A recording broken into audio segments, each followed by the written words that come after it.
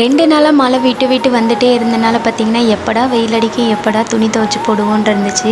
இன்றைக்கி நல்லா கொஞ்சம் வெயில் அடித்தனால காலையில் ஃபஸ்ட்டு வேலையாகவே துணி தான் துவைச்சு போட்டேன். இந்த வாரமெல்லாம் பார்த்தீங்கன்னா சந்தைக்கு போகவே இல்லை. அதுக்கு முந்தின வாரம் வாங்கின காய் எல்லாமே இன்னும் அப்படியே இருந்துச்சு. சரி அதெல்லாம் தீர்ந்ததுக்கப்புறம் வாங்கிக்கலாம்னு சொல்லிட்டு விட்டாச்சு. இன்றைக்கி புதன்கிழமை ஈவினிங் போல் சந்தைக்கு போகணும். ஃப்ரிட்ஜில் வந்து ஸ்டோர் பண்ணி வைக்கிற பாக்ஸ் எல்லாமே வாஷ் பண்ணி எடுத்து வச்சிட்டோன்னே காய்கறியெல்லாம் ஃப்ரெஷ்ஷாக வாங்கிட்டு வந்ததுமே எடுத்து வச்சிடலாம். நேர் வீட்டுக்கு போயிருந்தபோது பார்த்தீங்கன்னா கருவாடு கொடுத்து விட்டுருந்தாங்க. அதை வாங்கிட்டு வந்து அப்படியே வச்சிருந்தேன். சரி இன்றைக்கி அதை போட்டு குழம்பு வச்சிடலான்னு சொல்லி தான் கத்திரிக்காய் உருளைக்கிழங்கு இதெல்லாம் இருந்துச்சு. அதை வச்சு இன்றைக்கி குழம்பு வச்சு முடிச்சாச்சு. அதிகமாக நான்வெஜ் சமைக்கிறனால பார்த்தீங்கன்னா இந்த காய்கறியெல்லாம் வாங்கிட்டு வந்து அப்படியே இருக்க மாதிரியே இருக்குது. அதனால இந்த வாரம் பூரா நான்வெஜ் எடுக்கவே இல்லை. காய்கறி பூராவே சமைச்சு முடிச்சாச்சு. எப்படியோ இனி ஃப்ரெஷ்ஷாக வாங்கி ஸ்டோர் பண்ணிக்கணும். மழை வந்துட்டே இருந்தனால பார்த்தீங்கன்னா இந்த களச்செடியெல்லாம் நிறைய வளர்ந்துருந்துச்சு. நகராட்சியிலேருந்து வந்து பார்த்திங்கன்னா வாரத்துக்கு ஒருக்கா இதெல்லாம் வந்து சுத்தம் பண்ணி விட்டுட்டு போயிடுவாங்க.